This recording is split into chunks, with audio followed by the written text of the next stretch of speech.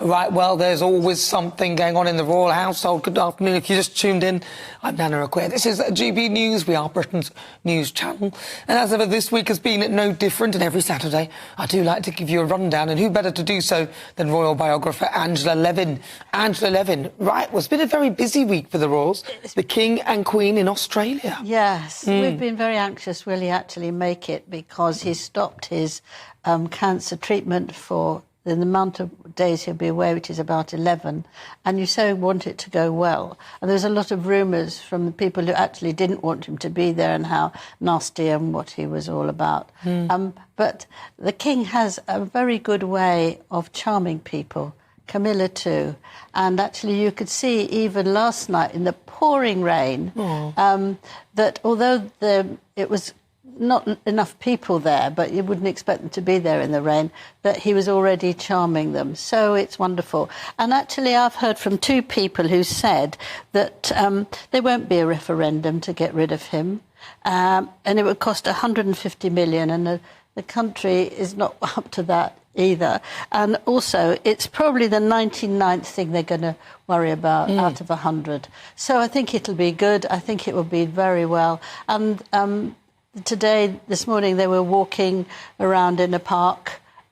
They just had today off so they recover from the very long flight. And they'll be Zooming it. They're going to cover 30,000 miles, and they're going to do 10 engagements a day, but they're not going to be together, so they can fill in. This is a female one and a male one. And then he goes on to Samoa, and this is what he's really keen about, the Commonwealth Heads of Government meeting. 58 countries, over 3,000 people, and I bet Australia will be there delighted, and all this nasty words that we don't want him anymore would disappear. But didn't he, on Monday, he invited loads of premiers, so a lot of the premiers on Monday were invited to an event, but all of them turned him down. They did, but actually didn't meet him when he got down on the plane, but some of them did, and others of them have said, well, I think the important thing is to be charming and to think that he's a very nice man, and let's be polite. I think they felt rather shameful, but there's always people like that. Well, there's all of them there, wasn't it? They all did. She called it unfair. They called it bullying. And somewhere between palace walls and Hollywood spotlights lies the question Meghan Markle never seems to escape: was she a victim, or was she the villain of her own story? Low strings swell, pause for effect. Tonight, we dive into the growing debate: does Meghan Markle truly understand the difference between being disliked and being accused? It started, as so many royal scandals do, with whispers. Former palace aides came forward, claiming Meghan's leadership style left staff traumatized. Meghan denied the allegations, insisting she was simply demanding, not demeaning. But as the narrative unraveled, so did the public's patience. In Meghan's world, the line between criticism and cruelty blurs easily. In interviews, she's painted herself as a woman misunderstood, one whose confidence was misread as arrogance, and whose drive was labelled aggression. Supporters agree, the British establishment never knew what to do with a woman who refused to bow quietly. But critics aren't buying it. Former insiders argue that Meghan's behaviour went beyond ambition, that staff turnover, public spats, and leaked texts revealed a deeper truth. Being disliked, one royal aide said, isn't the same as being accused of bullying.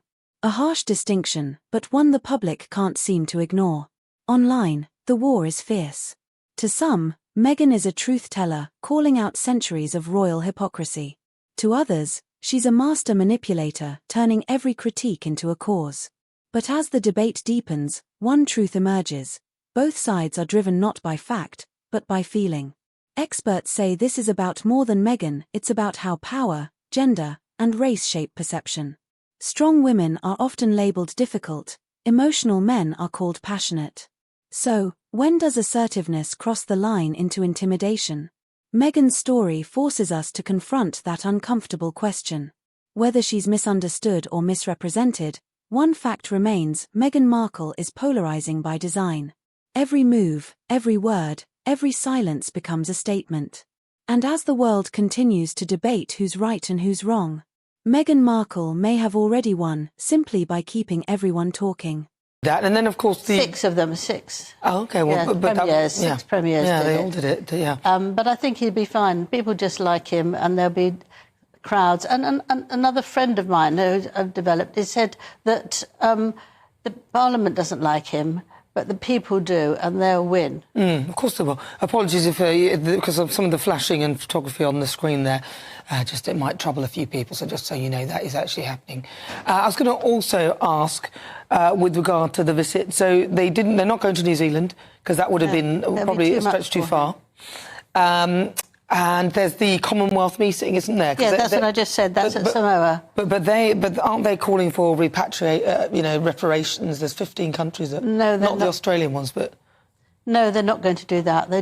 It's a way they meet and they discuss things and help each other. It's very friendly. He doesn't mind if they become independent. He's actually said that many times, as had the late Queen.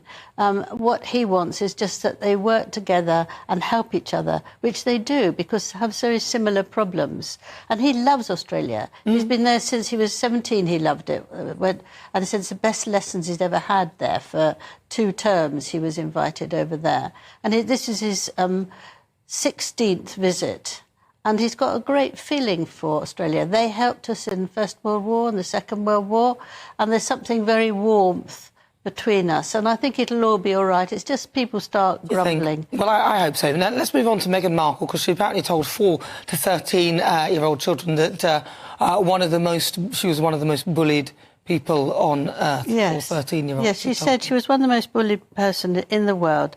Now, how does she know that, for a start? I mean, you don't know something. She doesn't look at social media. How does she know anything about how many people actually like her or don't like her? But if you've got children aged 4 to 12, how do you expect them to respond to you? I mean, I would be terrified if someone came in and said, I'm the most bullied person in the world, and I think, my God, what shall I do? Let me hide from this person. She must be absolutely awful. I don't think she would get any sympathy. I think small children wouldn't know how on earth, what they should do about it. And it's interesting that she thinks she's the most bullied person in the world. I mean, she literally has lovely fortune. She has everything. And to be fair, some of the things they did, so documentaries, slaying the royal family and, allowing the Queen to believe that there was a racist in there. I mean, that's not... She enjoys it. I think she gets satisfaction from it. Otherwise, she wouldn't pretend to be that.